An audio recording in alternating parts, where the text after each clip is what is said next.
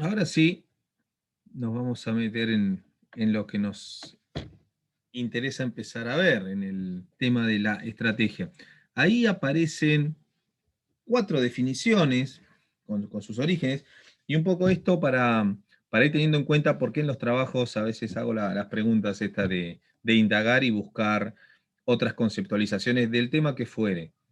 Fíjense esas cuatro conceptualizaciones que distintas que son entre sí, ¿verdad? Entonces, pensamos la estrategia como que en algún caso nos detallan los elementos de la estrategia. En el primero hace foco en la estructura organizacional. Entonces, por eso, bueno, ¿qué pasa con la asignación de los recursos para llevar adelante los cursos de acción? En ese caso, la estrategia va a ser el curso de acción, decíamos. En el siguiente está hablando de algo más competitivo, de algo más de mercado, en qué negocio, en qué industria se ubica la organización. En el siguiente hablaba de algo que charlamos hace un ratito, ¿no? De esa ventaja competitiva. De esa ventaja competitiva nosotros la hablábamos en función del contador que hoy va camino a ser administrador, de ser gestor, de entender de negocio, ¿no? Y entonces ese plus que tiene con respecto a sus colegas. Y la cuarta habla de, primero, volviendo atrás en el tiempo, a esos clásicos que decíamos, que decimos cada tanto, dice el gran trabajo de la organización. ¿Por qué? Porque es el todo. Es toda la parte flexible. Cuando empezamos a conjugar todas estas definiciones, resulta ser que, fíjense en la segunda, ese conjunto de objetivos, propósitos, metas, políticas y planes. Lo que está diciendo es que hay muchas cosas que son elementos dados por la organización, generados por la organización, que en el tiempo son fijos. Entonces la estrategia va a ser ese curso de acción, que lo dice en la primera definición, ese curso de acción para lograr ventaja en mercados competitivos. A eso habla de la competitividad. No que vos seas mejor que el otro, sino que estés mejor adaptado, que seas adaptable a todos los cambios que van a suceder. Y decíamos, si es mejor aún que vos seas generador de cambio. Si generás cambios, si vos podés generar aquello que hablábamos de modelos mentales, es decir, si vos podés generar los cambios en los modelos de negocio, los cambios en las formas de pensar, esos pensamientos divergentes, esos pensamientos que van a salir de una linealidad, bueno, fantástico, ¿no? Que vos seas el precursor de ello. El asunto es que después te tenés que mantener con esa dinámica. Y ahí es donde va a estar la parte estratégica apuntalándote, ¿sí? Porque va a ser todo aquello que vamos a utilizar para ir alimentando ese camino, ese curso de acción, para poder mantenernos con el origen, es decir, la misión, y mantenernos también con un norte, como es la visión, pero a la vez sin irnos por los márgenes que serían nuestros valores. Nuestros valores, digo, como empresa, ¿no? Como organización. Valores, políticas, dice también acá. Y algunos ya nos metemos con planes, ¿no? Es decir, con acciones que nos hayamos propuesto en alguna organización. Así que verán, aparece por ahí algo de eficiencia, pero también aparece la sustentabilidad, es decir, que esta ventaja que se logra se mantenga a lo largo del tiempo. Pensemos cuántas empresas han hecho cambios revolucionarios, cambios radicales en distintas industrias, pero sin embargo no continuaron esa metodología de trabajo interna, sino que hicieron algo revolucionario, novedoso, innovador, y pasó un tiempito, 1, 2, 3 años, y se durmieron ahí en los laureles. Y el resto siguió trabajando, ¿no? No iba solamente siendo un seguidor, como dicen en comercialización, sino que aquellas organizaciones que seguían trabajando en sus procesos internos de mejora continua, pensemos todo esto en el mundo de la administración, pensándolo como procesos, ¿no? Como que va sucediendo una cosa y luego la otra, y vamos pensando, decíamos, estratégicamente, para después poder empezar a armar planes, planes de acción, planes operativos, planes estratégicos. ¿sí? Y ver qué queremos lograr, pero a la vez esos planes no van a ser fijos, van a ir mutando en función de también el contexto, decíamos, ¿no? Esos son algunos de los términos y algunas palabras claves que íbamos trayendo a lo largo de estas 2 semanas que venimos teniendo en clase. Lo otro que aparece aquí es la estrategia corporativa. ¿Por qué? Porque vamos a encontrar lugares como un holding, por ejemplo, que contiene organizaciones. Y la estrategia corporativa será una estrategia que eh, contiene a las organizaciones. Es decir, las organizaciones que están dentro de una estrategia corporativa no van a poder irse de una estrategia marco, digamos, ¿sí? Pero sí tienen estrategias puntuales porque a lo mejor ese holding tiene organizaciones que se dedican a determinadas industrias muy específicas, algunas actividades muy específicas, con lo cual necesitan tener su propia estrategia, pero que esté contenida por la corporación, ¿sí? Pensemos, no sé, esto, no solamente pensando lo corporativo como algo de empresa, pensemos, no sé, política, si quieren, ¿no? Pensemos una intendencia y pensemos las secretarías. Cada secretaría o cada dirección eh, tiene su estrategia, su dinámica, su forma de trabajar y tiene metas distintas y objetivos distintos. Pero cada secretaría y dirección, sin duda, que responden a una intendencia, ¿no? Eso sería con la corporación. Bueno, todos tienen que estar en cierta forma alineados en cuanto a lo estratégico, a lo políticamente estratégico en este caso, ¿sí? ¿Se leyó esto? ¿Se entendió? ¿O queda alguna duda, alguna cosita para discutir? ¿Se entiende esto de ver distintas conceptualizaciones, distintos orígenes, distintos autores y poder, bueno, hacerlos confluir en una futura conceptualización?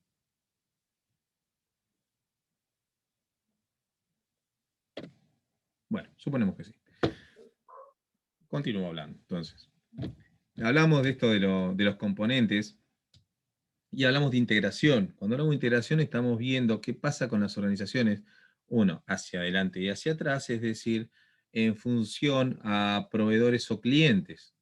Si les parece manejarse en ese sentido, si va a haber cuestiones de asociatividad estratégica, ¿no? Y cómo se pueden componer. Un grado de integración vertical en algunos mercados, yo me recuerdo cuando era muy chico haber viajado, yo tenía, no sé, 10 años y fuimos a Mendoza, fuimos a visitar una bodega. Y con el tiempo vi que las bodegas y los viñedos parecían mercados distintos, dueños distintos. Ahora, estratégicamente, si vos tenés una bodega, no te conviene no ser dueño de tu viñedo, porque te van a alterar la materia prima y para vos la materia prima, cuando, sobre todo cuando tenés un producto muy premium, es como clave. Entonces, va a tener tu proveedor, si vos sos una bodega y tenés que comprar a determinado viñedo, tenés mucho riesgo, ¿viste? Ese viñedo tiene todo, puede aplicar todo el poder como proveedor en tu negocio. Por eso ese tipo de actividades se integran hacia atrás, es decir, la bodega o comprará el viñedo o se integrará para adelante. El viñedo comprará la bodega, de manera tal que vos te asegures la provisión de la materia prima en la calidad que vos la necesitas en tu proceso productivo porque te va a asegurar el producto final, ¿sí? Para eso surgen, dice acá, algunas preguntas que te puedas hacer. Eso para ayudarte a orientar en la necesidad o no de una integración vertical, en este caso, para poder detectar puntualmente cuáles van a ser los productos y mercados en los cuales vos vas a incursionar. Pensemos que todo esto lo estamos hablando de hoy para tomar decisiones y que impacten en el futuro, ¿sí? Por eso la importancia que marcamos cada tanto sobre los análisis prospectivos, es decir, esos análisis de acuerdo a coyunturas futuras. Está bien, con la información que tenemos hoy disponible, y que no es toda para el día de mañana. Bueno, decíamos, empezamos a seguir tomando los elementos de unidades anteriores, porque el concepto de intuición y no el de suerte, por ejemplo, porque el concepto de diferenciación entre colono y pionero cuando estás en una industria, o generas una industria, o llegas primero a una industria. Cuando habla de objetivos, hablamos de todas las partes interesadas. A eso le llaman, o lo van a encontrar como stakeholders, ¿sí? Esas son las partes interesadas o los grupos de interés que tiene una organización. Ahora vamos a ver, o vamos a citar algunos, pero ¿a quién le interesa el funcionamiento de la organización? ¿Le interesará a la junta directiva? ¿Le interesará a los empleados? ¿Le interesará al ente regulador? ¿Le interesará a la sociedad? ¿A quién le interesa que funcione bien o mal la organización? ¿A un gremio? ¿Sí? Lo siguiente, las unidades estratégicas de negocio. Esto pensando no en una mirada de departamentalización de una organización, sino muy por el contrario, donde cada unidad estratégica de negocio se maneje en una forma, digamos, semiautárquica, ¿no? Que pueda tomar sus propias decisiones, siempre alineado a la estrategia de la organización. Entonces dice, bueno, esto, crear foco y responsabilidad en cada unidad de negocio. Yo me recuerdo en otras actividades como el petróleo, no es que todo dependa de una central, en definitiva sí, pero me refiero a que si vos llegás ahí para el norte de Santa Cruz, vas a encontrar que YPF tiene unidad económica Las Heras, por ejemplo. ¿Por qué? Y porque se toman decisiones en que conciernen a esa zona ahí. No tienen que llegar a Comodoro o a Buenos Aires para que se tomen algunas decisiones, no todas, ¿no? Pero algunas de impacto o de necesidad rápida se toman ahí directamente, porque funciona como unidad estratégica, porque funciona como una mini empresa, es decir, en vez de estar departamentalizado y que todo esté en una sola localidad, no, en una región tienen todos los departamentos, aunque sea algún representante, para que pueda brindar asesoramiento interno sobre las estrategias de negocio, ¿no? Entonces, eso le permite hacer foco en esa área y que cada uno conozca la responsabilidad que tiene sobre ese funcionamiento, ¿no? En ese proceso donde todos son parte. Lo siguiente es fundamental, y hablamos en un momento de dinero y de inversiones, pero la asignación de recursos, es decir, no solamente el dinero, como aparece como una tarea primordial, sino todo el resto de los recursos. Pensemos en sistemas, pensemos en la disposición física de bienes de las personas, pensemos en el conocimiento, pensemos en el desarrollo de carrera. ¿Sí? Profe, Sí. disculpe que lo interrumpa, no entendí lo de identificar la unidad estratégica de negocio. Lo que pasa es que antes se solía tener a las empresas departamentalizadas, ¿sí? Supongamos tenías no sé, un departamento de producción, otro de administración, otro de ventas, así, ¿no? En un organigrama, imagínate un organigrama. La gerencia, departamentos y después los perfiles de cada departamento, ¿sí? Eso era algo como más tradicional. Y después lo que se hizo fue invertir, digamos, esa matriz en donde vos tenés, qué sé yo, ponete a pensar un negocio que tenga sucursales, no sé, un banco.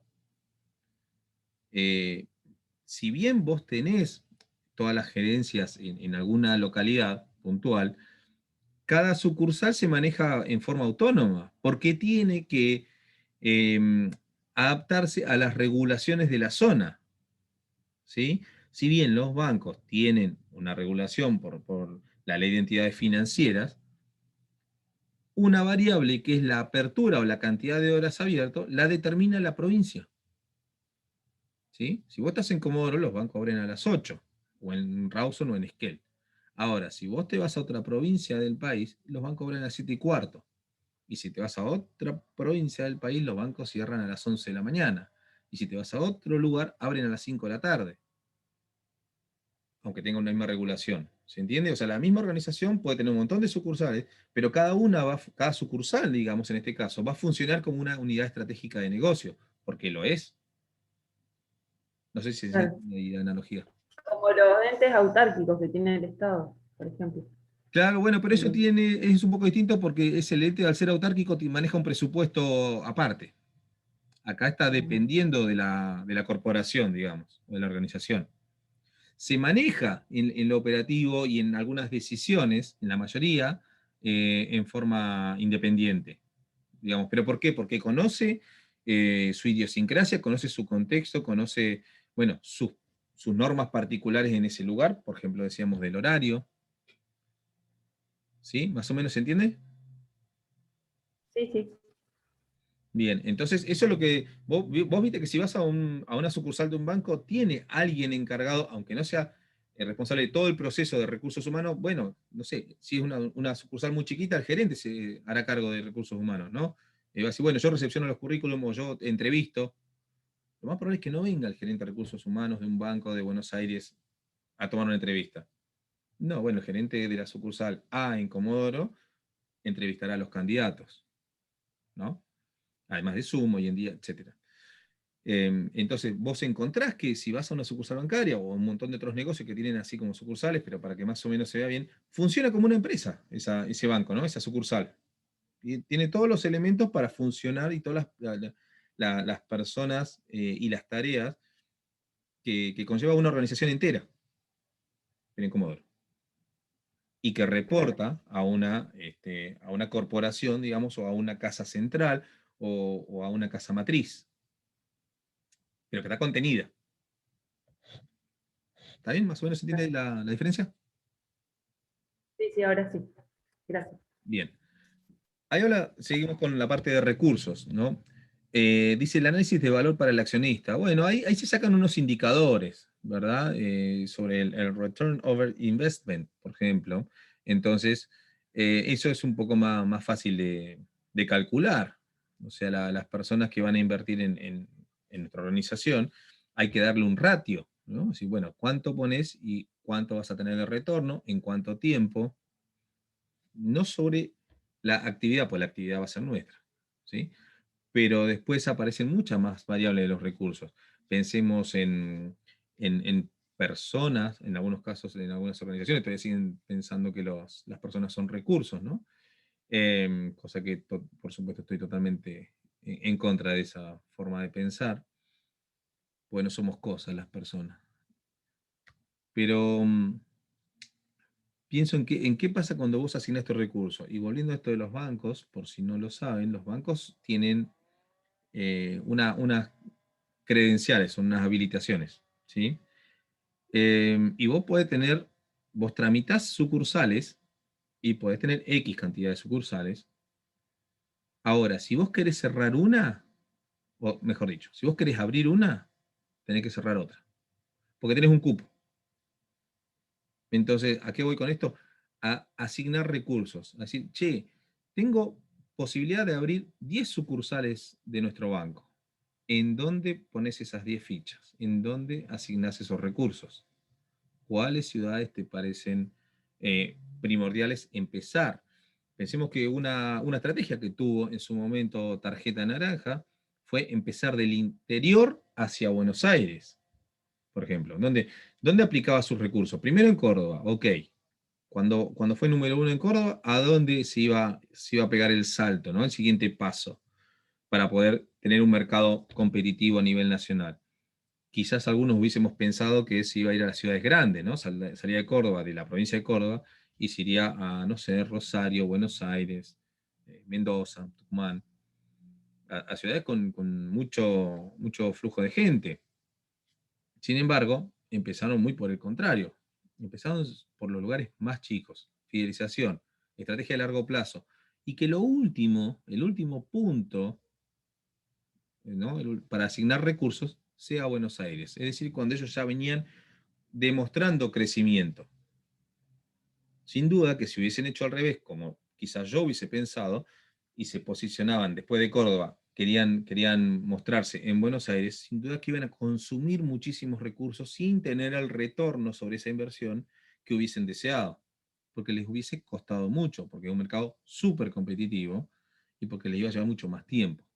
Entonces, hacerse conocido, primero, empezando por todo el resto del país, por los lugares más chicos, con la lógica de los lugares más chicos hacia los más grandes, bueno, finalmente llegó a Buenos Aires con menos esfuerzo, si se quiere, ¿no? Eso tuvo que ver la estrategia a nivel asignación de recursos, ¿sí?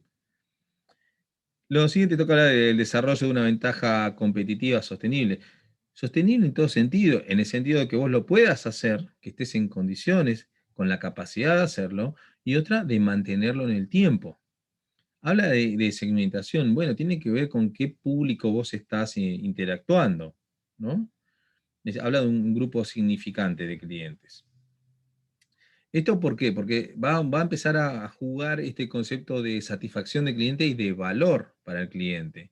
Entonces, a veces vos te pones a pensar y decís, bueno, ¿necesito mucha más gente o necesito gente que me genere algo? ¿No? Bueno, cuando hace un rato hablamos de esto de Big Data, por ejemplo, es decir, de tener, mientras más datos tengamos sobre nuestros clientes o potenciales clientes, mejor para después poder hacer propuestas estratégicas, ¿no? Ahí vamos a ver un poquito. Eh, Dale, nos vemos. Dame un segundito. Uy, bueno. Este, Ahí habla de algunas estrategias, ¿no? Del mantener la ventaja a lo largo del tiempo en lo que sepas hacer. Imagínate si tenés una patente, si tenés un público objetivo y lo tenés un poco vinculado permanentemente a tu estrategia de negocio. Si te distinguís, por ejemplo, dice ventajas de costos. Pensemos en las low cost, ¿no? Cuando hablamos de empresas low cost, las aerolíneas, y el otro día decíamos, bueno, ¿qué pasa con las aerolíneas? ¿Cómo surgieron? Y surgieron por una mirada disruptiva, es decir, por alguien que no conoce del negocio, pero sí que tiene una necesidad clarísima. Entonces, ¿cuáles son las ventajas del costo? El costo va relacionado a las operaciones de un negocio, ¿sí? O sea, vos vas a poder bajar los costos en función de que conozcas perfectamente todo el circuito operativo y a partir de allí puedas hacer todos los ajustes que creas necesarios y lo vas valorizando. Ahora, si la ventaja fuera la diferenciación, la estrategia tuya tendrá que ver con la comunicación, ¿no? Con las herramientas de marketing. ¿Por qué? Porque la diferenciación lo que va a buscar es que la gente, o sea, el cliente, el usuario final, se sienta distinto y mejor que el resto, ¿no? No quiere estar en un mismo segmento con un montón de gente, como sí quiere aquel que valora el costo, es decir, el cliente que valora el precio más bajo posible. Lo que pasa es que obviamente las aerolíneas están hablando, las low cost están hablando de costos porque es la estrategia que a ellos les interesa. Y cuando le decimos low cost es porque es la mirada de ellos para adentro. Para afuera es precio. El precio es, la idea es trasladar el costo más bajo posible al precio que también desea más conveniente al cliente. Cuando se refiere luego a las estrategias funcionales, lo que está hablando es de a qué se dedica cada sector de la organización o esas unidades estratégicas de negocio, ¿no? A eso habla de la funcionalidad. Entonces, cada una tendrá una cadena de valor, que ya analizaremos luego detalladamente, una cadena de valor para que más o menos se vaya viendo cómo mirarla, cómo analizarla, cómo aplicarla, cómo reconocerla, ¿no? Esto que decía, es importante remarcar la diferencia entre valor y satisfacción.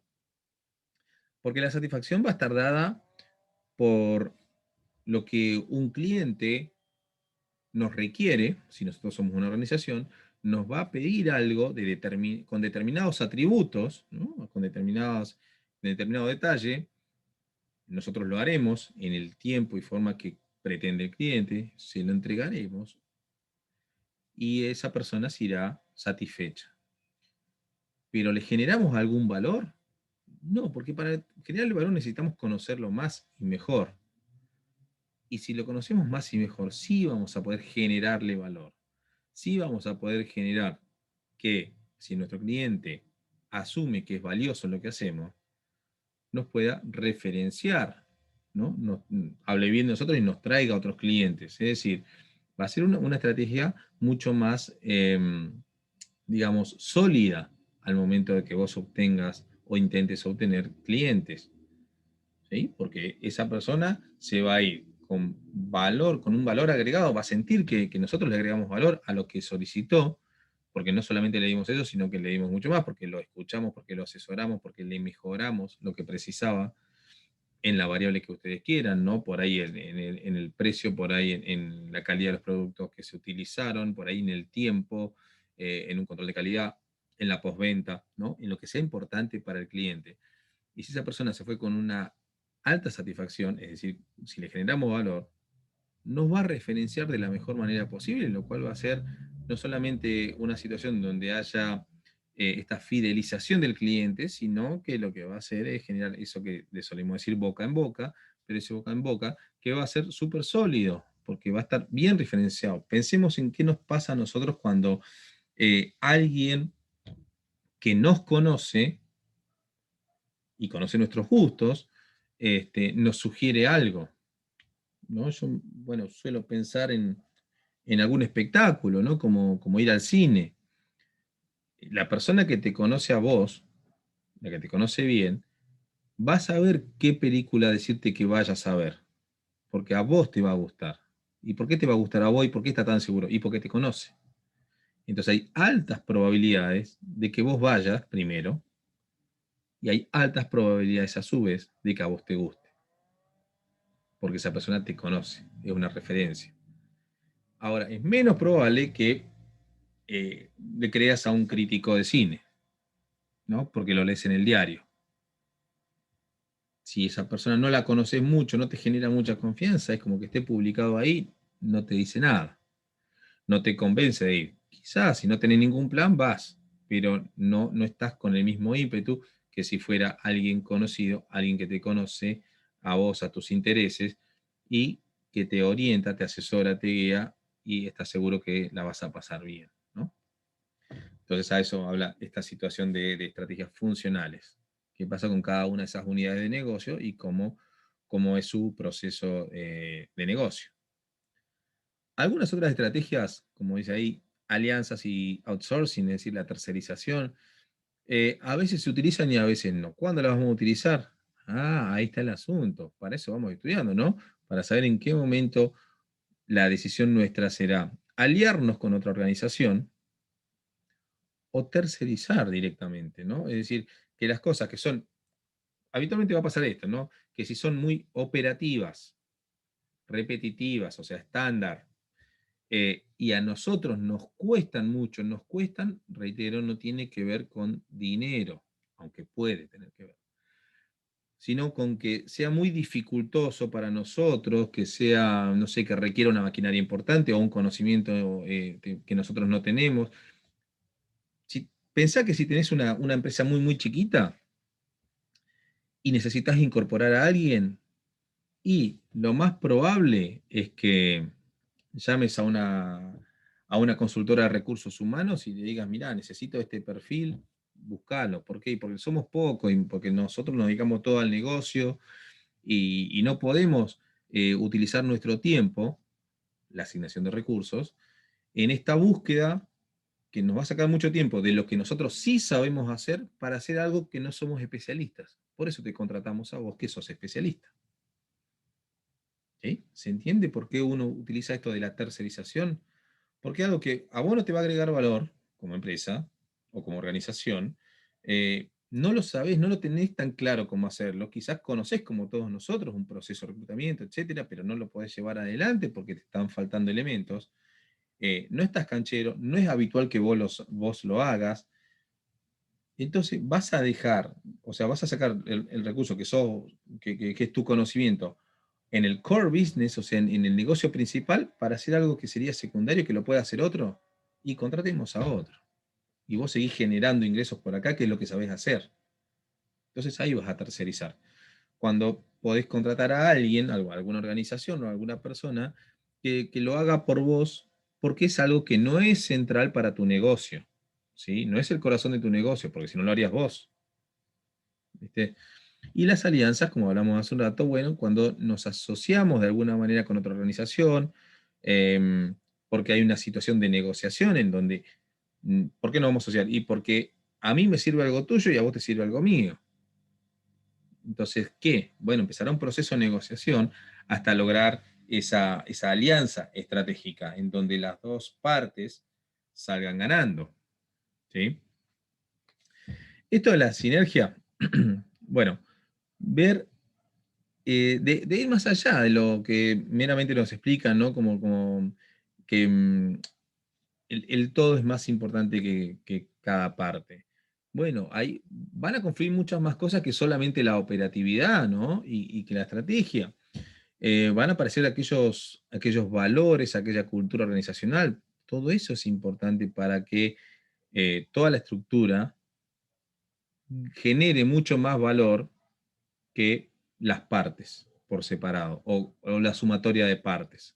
¿Sí? Entonces van a aparecer otros elementos que también van a ser necesarios o van a ser superadores para poder elaborar una estrategia más robusta en las organizaciones. ¿Sí? Robusta en cuanto a que pueda ser sólida, a los cimientos que hablábamos en el pensamiento estratégico, robusta en cuanto al mediano largo plazo, es decir, decíamos que para nosotros la estrategia es un sinónimo de largo plazo, y largo plazo para nosotros en serio, decíamos a los argentinos, cuestión cultural, nos cuesta esto de pensarnos a nuestra empresa nosotros mismos a 10 años o 20 años. Sin embargo, y al menos hay que establecer un par de escenarios a ese tiempo, ¿no? A ver cómo puede estar la cosa de acuerdo a los análisis que tengamos nosotros, nuestro equipo directivo, nuestro equipo multidisciplinario, para poder estar lo más cercano posible en esa proyección que tenemos pensada. ¿Sí? Ahí dice umbrella brands, es decir, marcas que están contenidas en otra marca. ¿Eso en qué lo podemos ver? Y pensemos en Arcor, ¿no?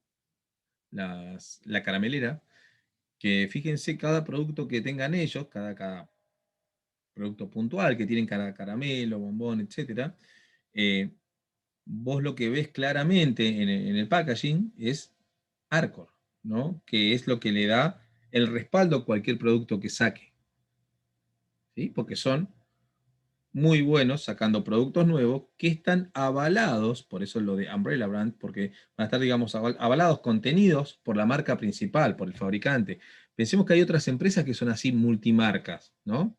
Procter Gamble, Kimberly Clark, Unilever, son todas empresas que contienen marcas y se dedican a un montón de industrias todas distintas. Sin embargo, son sólidos como marca y como generadores de marcas. ¿Sí? ¿Alguna duda hasta ahí?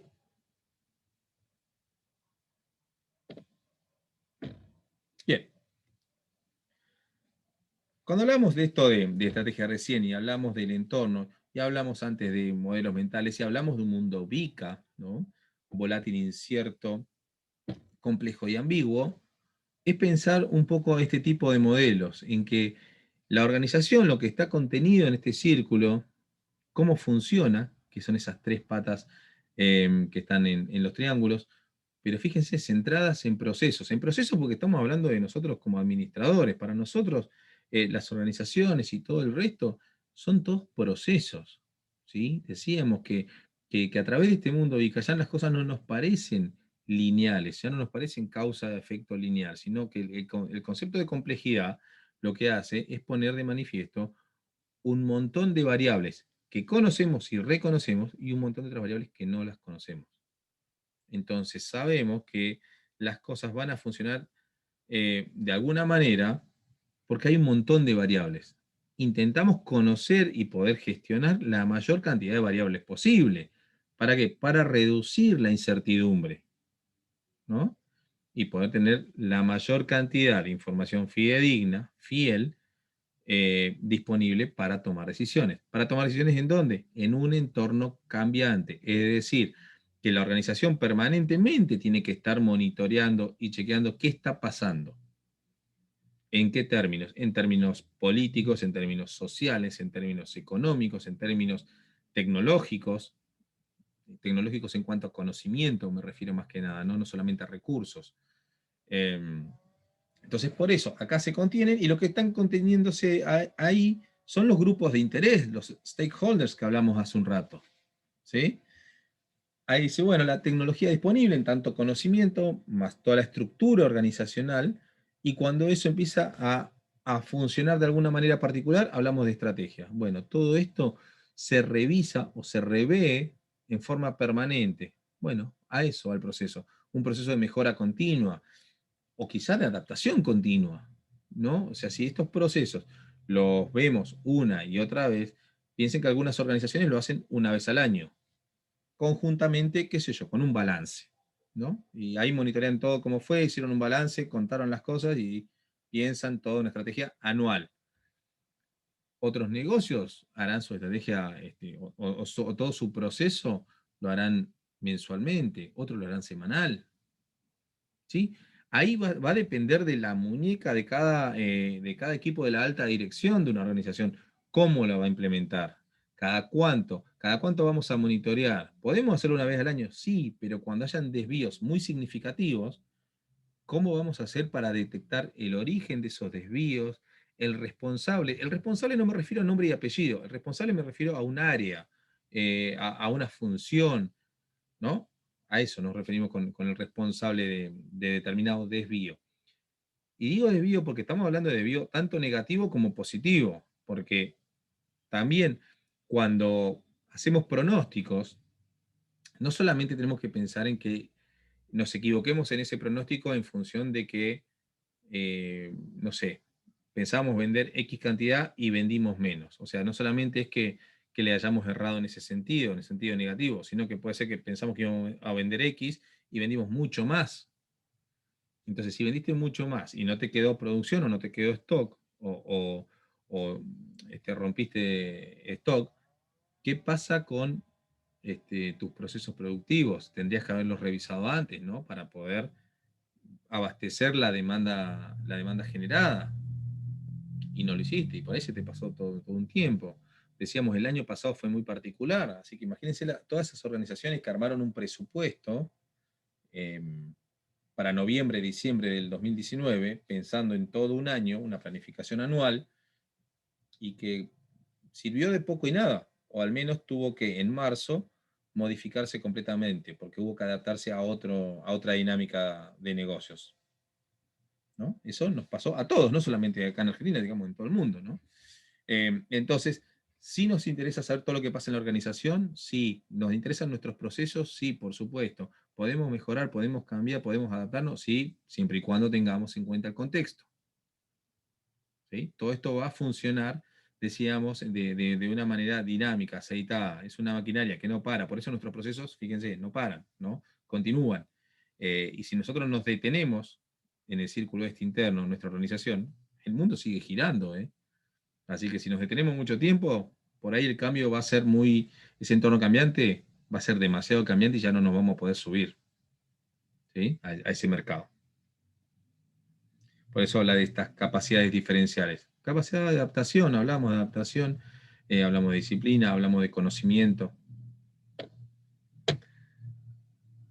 Cuando hablamos de esto de estrategia corporativa de negocio, estamos hablando de que contiene una a la otra. Eso lo decíamos o lo citamos hace un ratito. Entonces, cuando habla del portafolio, o sea, el conjunto de unidades estratégicas de negocio, decíamos, esto corporativo funciona como un holding, o sea, funciona como un contenedor de empresas, en este caso, de negocios. Puede ser que el mismo negocio, o sea, la misma empresa, se dedique a actividades distintas y son tan distintas entre sí que necesitan su propia estrategia. El petróleo la tiene, ¿no? Si hablas con gente de una operadora petrolera y te va a decir que una cosa es gerenciar upstream y otra cosa es gerenciar downstream, ¿no? Es decir, lo que está bajo el nivel de la tierra y lo que está por encima del nivel de la tierra. Son conocimientos distintos, son formas de trabajar distintas, son tiempos distintos, son presupuestos muy distintos. Pero está todo dentro de la misma organización, sí, eso es verdad, pero son estrategias de negocios de cada unidad que son distintas entre sí, por más que estén alineadas, ¿sí? Eso es importante que se entienda la diferencia. Están alineados porque la corporación marca, ¿no? Derrama sobre el resto de la unidad de negocios la forma de pensar y la estrategia macro que tiene. Después cada unidad de negocio administrará sus estrategias de acuerdo a la conveniencia y a la oportunidad que tiene ese negocio o esa industria en particular. Algo así pueden ver acá, decimos esto, ¿no? Preguntas claves, ¿no? Para dónde nos metemos? El cómo, cuando hablamos de cada negocio, cada unidad de negocio, y en qué industria, si es que necesitamos modificarnos. yo pienso en la atractividad. La atractividad es un término más comercial a nivel estratégico, o sea, más de marketing.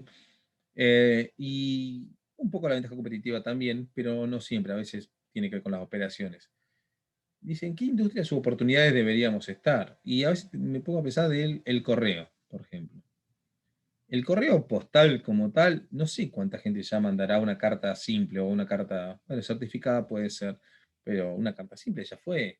Yo me recuerdo que el correo de Francia, que es como el de acá, ¿no? Hace 2 años, justo en abril, mandó un Twitter, ¿no? Y en el Twitter lo que decía era, mandó, creo que fue el 31 de mayo, el 30 de abril, el último día del mes, había sido, una renuncia. O sea que a partir de ahí empezó la era de lo virtual para el correo, y el correo postal en Francia, la empresa correo postal, dejó de existir como tal. ¿Qué tuvo que hacer? A cambiar de industria. El correo se tuvo que dedicar a la paquetería, ¿no? A lo que sería más parte logística en general. ¿Pero por qué? ¿Era casual ese cambio de estrategia? No, tenía que ver con que los correos siempre tuvieron conocimiento logístico, solamente que lo tenían que aplicar a otra cosa. Ya tenían que dejar de aplicarlo a las cartas, porque las cartas y una serie de documentación ya no tenían vigencia en forma física, en forma, ¿no? Y tenían que adaptar su experticia, su manejo de la logística, y ubicarla con otras cosas. Para eso se tuvieron que un poco reconvertir, apuntar a otra industria. ¿Por qué? Porque habían oportunidades. ¿Cuáles? Y a partir de los conocimientos que vos ya tenés, las oportunidades abarcaban, no sé, las compras virtuales, ¿no? La compra por internet, porque en definitiva hoy si vas al correo argentino, te vas a encontrar con una oficina de Mercado Libre. Entonces te das cuenta que tuvieron que virar su negocio, virar su estrategia, para poder adaptarse a los cambios, para poder asociarse. O sea, no son socios como una sociedad, pero sí son una alianza estratégica, ¿no? Correo, Mercado Libre, no sé, o Andreani o quien fuera. Entonces, ¿dónde tenés que estar vos una vez que tu negocio ya está un poco vetusto o obsoleto, como el del correo? A esto íbamos hace un ratito, cuando explicábamos o charlamos sobre la departamentalización. Entonces, fíjense cómo esto es lo que más se aplica ahora. La departamentalización ya quedó bastante obsoleta. ¿Y departamentalización qué era? Y en vez de tener división A, división B, o sea, sucursal A, sucursal B, y que tenga todos los negocios o todas las funciones dentro de cada una de esas divisiones, o dentro de cada una de esas ciudades o sucursales, estaba puesto en vez de división, sectores, ¿no? Los mismos que tienen en forma vertical, recursos humanos, finanzas, producción, marketing, ventas, pero los tenían en forma horizontal, como en un organigrama. Casa matriz, cada uno de esos sectores, de esos departamentos, y a partir de ahí se generaba otro tipo de flujo de información entre los perfiles de cada organización, ¿sí? Acá aparece esto de las unidades de negocio, y qué pasa con lo que hablábamos de la corporación, ¿no? Cómo la mantiene, cómo tiene que tener clara la visión, es decir, aquel norte hacia el que apunta la organización, toda la organización, emana una estrategia corporativa, y después aparecen las distintas unidades de negocio que puedas tener. Y cada una se manejará en forma casi autónoma, decíamos, de una forma independiente desde el punto de vista estratégico, pero contenido. Piénsenlo este gráfico como que está contenido, ¿sí? Dentro de la corporación, dentro de esta estrategia corporativa. Y después, lo que habla de estrategia corporativa es que tiene que haber sinergia entre las unidades de negocio, o sea, tienen que tener un cierto vínculo. Si vos entras a laburar a un holding, lo vas a notar claramente. A mí me tocó trabajar en Pérez Compan, por ejemplo, ¿no? Una empresa familiar, grande, que tiene más de 50 empresas. Y a veces te pasaban de una empresa a la otra. Vos seguías siendo empleado del grupo Pérez Compan, pero en realidad tenías que renunciar a un trabajo, suponete a Temaiken, para irte a Pecom Energía o Pecom Turismo. Pero en realidad estabas en el mismo lugar. Te seguían respetando, qué sé yo, la antigüedad, etcétera, etcétera, pero estabas dependiendo de otra plantilla, nada más. Ahora, todas esas unidades de negocio, todas esas empresas en realidad, estas eran empresas, estaban bajo la misma estrategia corporativa. y estaban enlazadas de alguna manera. ¿Por qué? Y porque se integraban entre sí. Entonces había una de las empresas, tenía mucha gente, conocen por ahí Molinos Ríos de la Plata, por ejemplo, y tenían que viajar y qué sé yo. Entonces, ¿qué pasa? El mismo grupo económico tiene una agencia de turismo. Entonces, todos los pasajes se canalizaban a través de ellos. Pero no solamente para ellos, sino para todas las empresas del grupo. Entonces, esa era la sinergia que se daba entre las unidades de negocio, en este caso, entre las empresas del mismo grupo económico. ¿Sí? Por eso le decía que funcionaba como el holding. Y lo que se ve abajo de las estrategias funcionales tiene que ver con cada sector de la organización, de cada una de las organizaciones.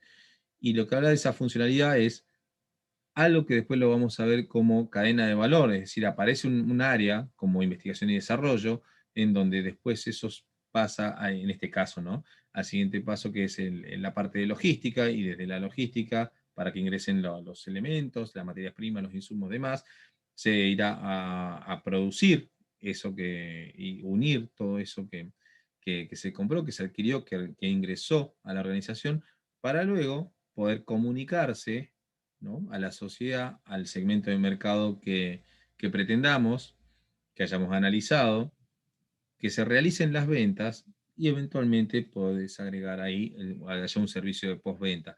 Pasa en otros mercados como por ejemplo el de los vehículos, en donde el servicio de postventa es súper importante, ¿no? Y genera valor para las empresas, además de rédito. Así que bueno, con esto nos meteremos a partir del viernes, o profundizaremos a partir del viernes. Empezaremos a ver y a entender un poco más en detalle la situación del planeamiento estratégico, ¿sí? Pensándolo siempre, ahí está en mayúscula, porque es un proceso. Pensando como proceso, ¿por qué? Por esto. Porque vamos a ver este tipo de proceso. Fíjense al centro, fíjense que cuando hacemos procesos en el mundo de la administración estamos hablando de chequear qué estamos haciendo y mejorarlo. Y chequeamos ¿por qué? Porque vamos a tomar indicadores, porque vamos a tomar puntos de control, porque queremos que nos vaya cada vez mejor, pero a la vez recordemos todo este funcionamiento dentro del contexto, o mejor dicho, vinculándose con el contexto permanentemente.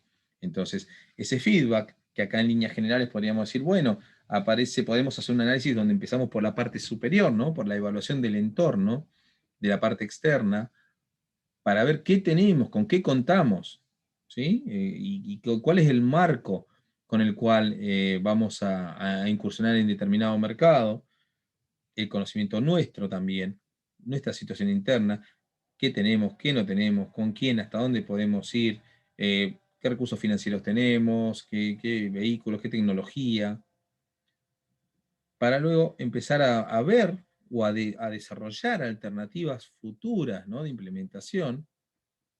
Luego dice de formular estas alternativas, ver cuáles van a ser esas posibles consecuencias, ¿no?, de tomar determinadas decisiones. Para eso formulás esa estrategia competitiva, una estrategia en función de los mercados competitivos. Después dice que todo esto, estos primeros 4 pasos, fueron de análisis internos y externos, de desarrollo, de pensamiento, de planificación. Y luego llega el punto, el quinto paso, la definición de los planes de transformación. La transformación tendrá que ver en hacer todo este conocimiento y alternativas, en hacerlo acción, en llevarlo al mercado, en implementarlo, en ejecutar esas estrategias, ¿sí? Una vez que ya están esas estrategias ejecutadas, nos va a quedar recopilar datos. ¿Cómo nos fue? ¿Cuánto vendimos? ¿Cuánto nos costó? ¿Cuánto tardó? Qué cantidad tenemos? ¿Qué cantidad vendimos? ¿Qué cantidad que se rompió? ¿Qué cantidad robaron? No sé, los indicadores que a ustedes les parezca. Por eso cuando en un momento vayamos a hablar de indicadores, en realidad no tiene que ver con que yo les pueda dar una lista de indicadores que lo puedo hacer tranquilamente, sino que aunque ustedes vayan pensando en que según en qué negocio estés, según en qué industria estés, vas a tener que desarrollar el indicador vos, en función de qué te parece importante primero controlar y que puede generarte valor, ¿no? Controlarlo, y donde puedes detectar puntos de desvío. Entonces, si vas a encontrar un lugar donde podés detectar esos desvíos, Bueno, bienvenido sea el indicador que establezca, para que quede de manifiesto ese registro y ese desvío en uno u otro sentido, en más o en menos, que vos querés exponer. ¿Para qué? Para después hacer mejoras, para después hacer correcciones, para después chequear los procesos, ¿no? Cada uno de esos subprocesos, si se quiere. Esto va a tener además cada uno de estos elementos, en principio, unas preguntas orientadoras, ¿sí? Por ejemplo, acá. ¿En qué se basa cada una de estas 6 fases, ¿no? Por lo menos de esta teoría del planeamiento estratégico? Reitero, empezando por la parte superior, empezando por la parte de evaluación del entorno, para después ir recién a nuestro análisis interno y poco a poco generar las alternativas para ver un mercado competitivo y ejecutar esas estrategias en función de todos estos elementos recabados y luego recopilar datos para establecer información y toma de decisiones cuando volvemos al punto inicial, donde nuevamente, luego de un ciclo, decíamos que estableces el tiempo que vos quieras, un año, un mes, 6 meses, lo que sea, cuando volvemos a reiniciar el ciclo, podamos hacer los ajustes que creamos convenientes en función a todos los indicadores que tomamos y a las mediciones. Lógicamente, acá nos vamos a encontrar con un problema, que es con qué comparamos esa primera vez que tomamos decisiones, ¿no? Que tomamos mediciones. Cuando vos tenés, digamos, mercados bursátiles, tenés algo que se llama beta. Entonces, en el beta es de la actividad que vos desarrollas. Entonces, vos podés establecer una comparativa más o menos estándar, o sea, es la métrica, digamos, el indicador más cercano que tenés a tu negocio, ¿sí? A tu organización. Buscar el beta de la industria en la que vos más o menos entendés que estás contenido, y a partir de ahí tomás las primeras mediciones, ¿no? O sea, esa primera comparativa, esa primera vez vos vas a tomar mediciones, pero no tenés contra qué comparar. Bueno, comparás con ese beta y ahí puede ser que tengas algún tipo de ajuste. Vamos a encontrar un montón de indicadores, por ejemplo, yo me recuerdo en los supermercados, la rotación de personal históricamente fue del 27%, ¿no? Entre 25 y 30%. Y quizás para muchos negocios nos parece una barbaridad, nos parece muchísimo.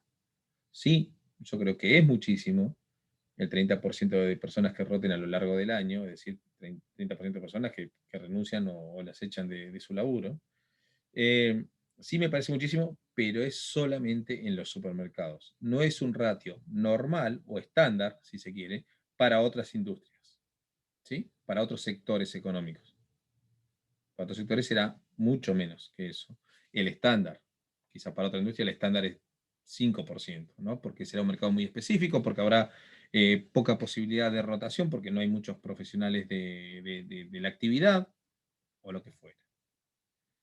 ¿Sí? Bueno, hasta ahí estamos, jóvenes.